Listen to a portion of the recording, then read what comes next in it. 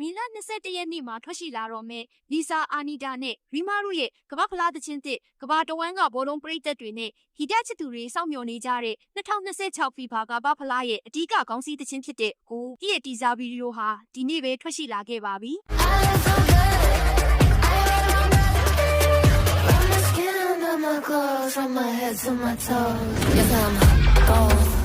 ဒီသချင်းမှာတော့ကမ္ဘာပေါ်ဘက်အိုင်ကွန်လီဆာဘရာဇီးစူပါစတာအာနီတာနဲ့နိုင်ဂျီးရီးယားအဆိုတော်ရီမာတို့ကအလန်းစားပူးပေါင်းတည်ဆိုထားကြတာဖြစ်ပါတယ်ခက်ရှိလာတဲ့တီဇာဗီဒီယိုထဲမှာမတူညီတဲ့တိုက်ကြီးသုံးတိုက်ရဲ့ဂီတရတာတွေကိုပေါင်းဆက်ထားတဲ့ပေါ့ဘရာဇီးဖန်နဲ့အာဖရိုဘီ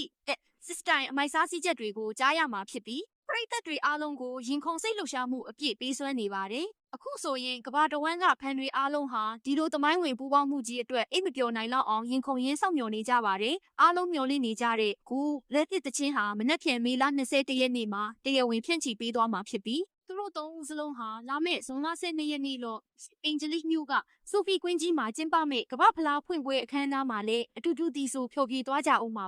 မနက်ဖြန်ထွက်မဲ့